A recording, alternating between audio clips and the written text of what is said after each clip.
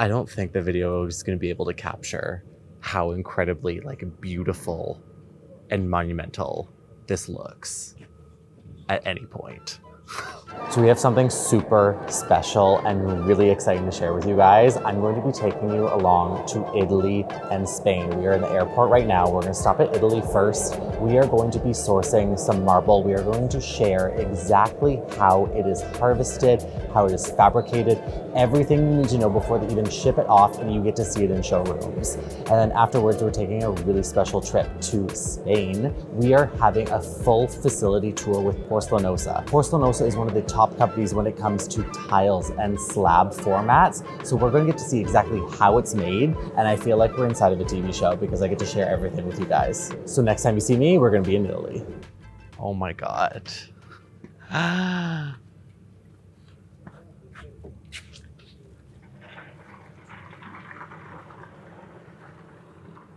You've got to be kidding me. Oh, the scale of it alone. I don't even know what to say. This is so fucking cool. A little more than that, I don't even know. Oh, like, we are here. We are at Carrara, Italy, literally the birthplace of marble. And I cannot wait to share this entire experience with all of you. I literally have goosebumps right now because this is so fucking cool. The quarry of Campanelli is considered kind of a mega quarry because it's much larger than a typical quarry. It comprehends 3 quarries that have been acquired by the Graziani family along the years and combined together. It consists of different layers where you can find this part that is now used as a deposit for the tools and the machinery. And then we have 3 more areas where we exploit the material. So there's certain levels that you can only kind of harvest it from? Yes. It is, even if you are a rookie in the business, you may understand that this area won't provide anything good because of the multiple crack. Carrara is a very, very different and strange environment. So you try and avoid these larger kind of like split veins and go for the more concentrated, smaller ones? Yeah, well, actually, it's not just the color. It's what I am referring are areas that you're gonna see more clearly when we go down.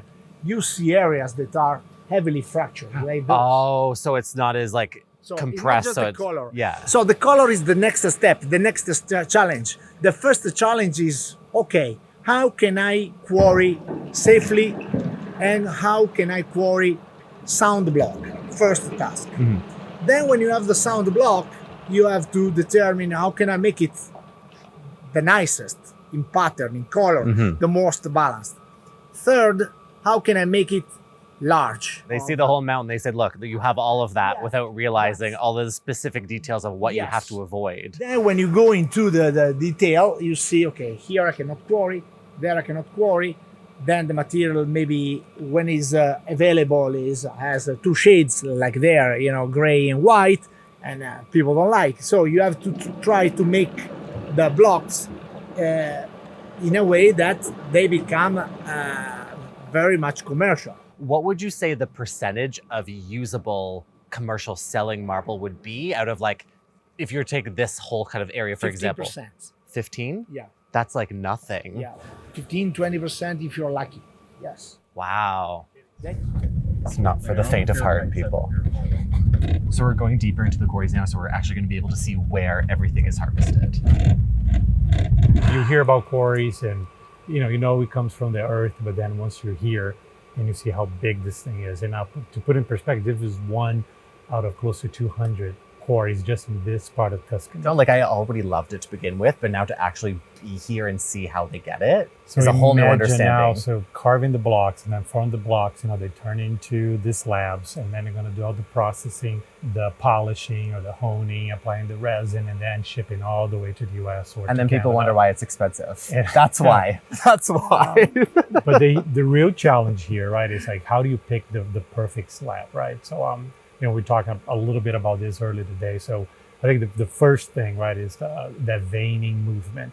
You want that perfection as far as to be balanced. right? They want visually appealing. Then the second aspect, I would say, you go into the colors, right? And then the subtleties. A lot of those, you have the gold and then some of the greens, some of the purples. And then the third element would be structurally, right? It has to be structurally sound. You see all the natural imperfections, right? All the fissures, all the cracks, the pitting. So from this, how do you pick the perfect slab?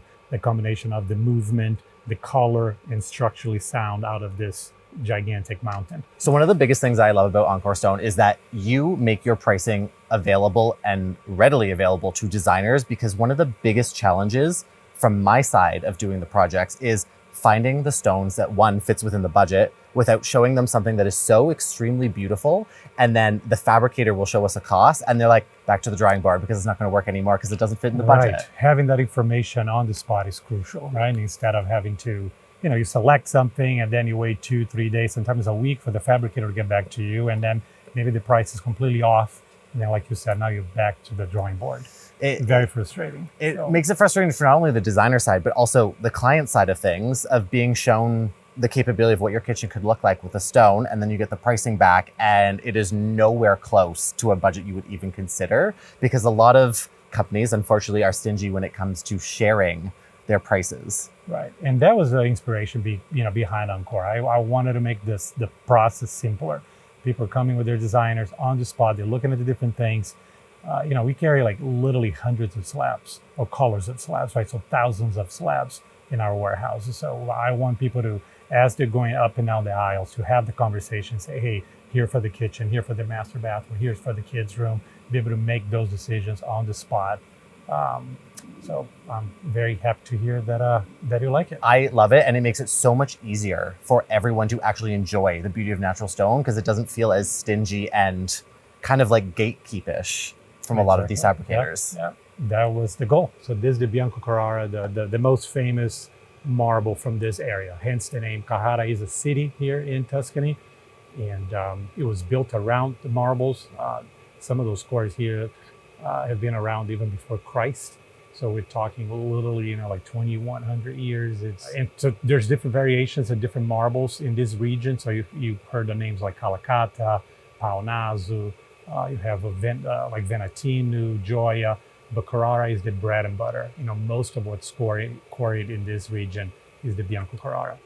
We're at the Paradise here in Pietrasanta in Italy, and I cannot get over how beautiful this little town is just outside of Carrara. Like, walking through this feels like I'm in some kind of movie set. We have the hillside in the background. We have all these little art shops.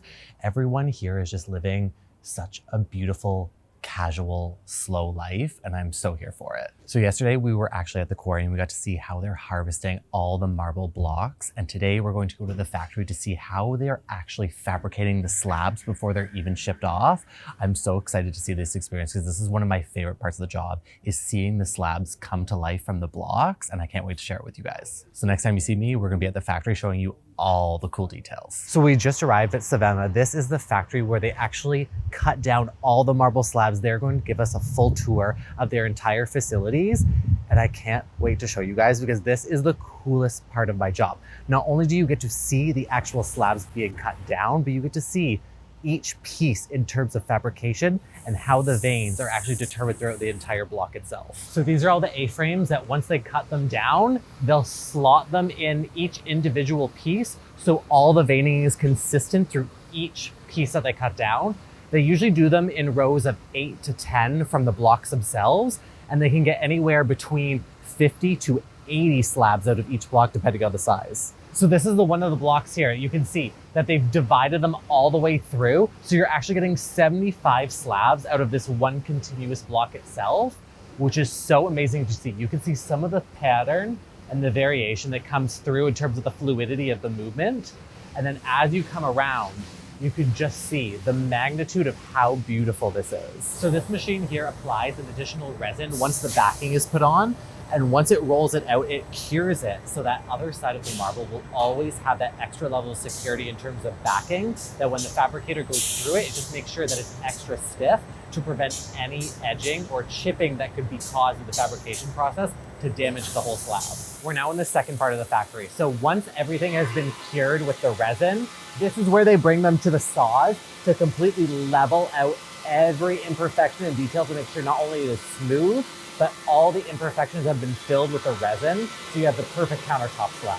So this is the Cascada Gold, and what's really unique about this is that you can see there's all this fluid on here. This is an extra level of security that the fabricators will put on. They fill it with resin and cure to make sure any minor imperfections and any hairline fractures are covered to assure that every surface is completely flat. We're in their polishing section of the warehouse now. So these giant machines here, what they will do is they will take each slab, feed them through, and they have diamond bit sanders on here.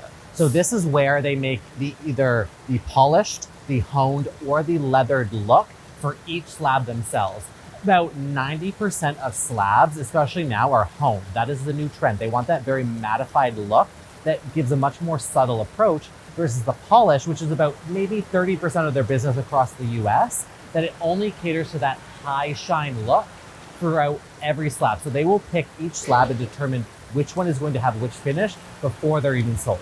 I was super excited when I got invited by Porcelanosa to see the factories in Valencia. Like, this is the headquarters for everything that they produce and manufacture. And let me tell you that I was so pleasantly surprised, but also I got to really experience all of their automation and how they operate their entire system in their warehouses. I got to see exactly how their porcelain is made and printed before it's even shipped off. Once we had the tour through all of their factories, we got to see their actual showrooms. And let me tell you, that was even more exciting than the warehouses themselves. We got to see every single detail, every single item that Porcelanosa and their entire family of companies produce. You name it and they can make it. And I think the coolest feature about seeing all of these showrooms in Valencia was getting all of this inspiration of what you can actually use for your own space. Whether you are a client or a designer, these showrooms are open for you to actually experience and see the endless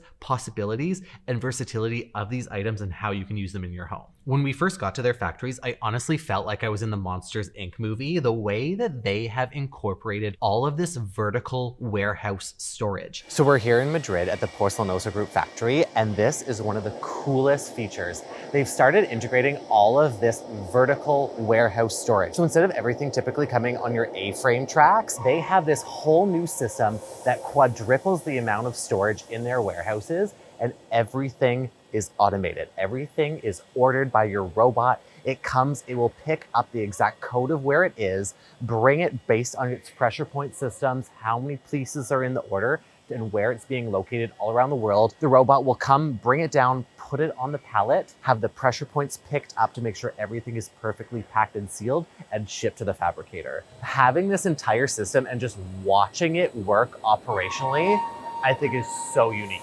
While we were walking through all of these factories, besides seeing where everything is stored, I felt like I was also on an episode of How It's Made. We got to see the start to absolute finish of all of the porcelain slabs and tiles and how they're even produced, right down to the beginning stage where they take all of the clay, mix all of it, and fine tune it to make sure it's set up for their track system. Once it's placed on the track system, it is then pressed and made to dry on the exact sizes that they need. So if it's a slab or a large format or a small format tile, everything goes on these conveyor belts. Once it's completed on the actual size, it then goes through the printing system. And let me tell you, this is literally like your printer at home at a larger scale. So Carlos, tell me about how long it takes to print a full picture on the porcelain slabs. It's way quicker than what you think. We are gonna see it today in a few minutes, in like 30 minutes, but in the factory, we start producing the slabs. And the printing station, it takes about like 10 seconds for the slab to move all the way to the different heaters. Yeah. It starts printing different designs, different depths. And then you're gonna see the slab coming from like a white color. All the way out? That's so fast. Yeah, so fast, exactly. Once it's passed through the printer, it will then go through a series of kilns. This will vitrify the actual porcelain itself to make it hard and dense to exactly how you see it. Once it goes through the kiln, it's then passed through a series of polishing machines. Like this is all of their X-Stone formulation, and what's great about these pieces is that they actually carry the same colored finish through the porcelain slabs themselves. So when the fabrication of these happen, when you get that corner mitered edge, the exact same seam is the color of the finish. You're not getting that white edge, which is another really great piece of technology that Porcelanosa has added in. So for the project that I'm working on in Toronto and Richmond Hill, we have the powder room that we are using this exact same slab for the custom vanity. And I think it's so cool to actually be at the Porcelanosa factory to see them fabricate these pieces before they even ship them off. So the reason why I love this slab is because the photograph of the natural slab that they pick for this has all of its natural filling and details, which just adds so much dimension to it, but it makes it at that low cost in terms of maintenance for someone that wants something easier for a powder room. After it's gone through this entire process, a person individually inspects each slab itself to make sure there are no imperfections. They will have a blown up picture of every exact detail of how this slab is supposed to look to make sure it is exactly the way that it's supposed to before it even goes into the warehouse and shipped off. Another really unique feature about this process is that as it goes through all of these systems, it is scanned by an X-ray to make sure that there are no imperfections or cracks in the porcelain itself. If there is, guess what? It's taken off the track, everything is broken down, and the great thing about it is that it can be recycled to be used again. There is literally so minimal waste in this entire process, which I can appreciate from a sustainability standpoint. So that was it, everyone. This was probably one of the most exciting trips I think I've ever been on. My jaw was on the floor with everything we got to see. We got to share everything with you guys. Thank you so much for watching. It really means a lot that I get to do any of these trips, travel around the world, and share everything with you especially. So don't forget to like this video, and if you haven't already, you subscribe to my channel. You can also follow me on Instagram and TikTok at Mr. Phoenix Gray for all my daily tips and tricks. And if you're ever second guessing yourself, just ask, what would Design Daddy do? Go on a trip to Italy. Boom.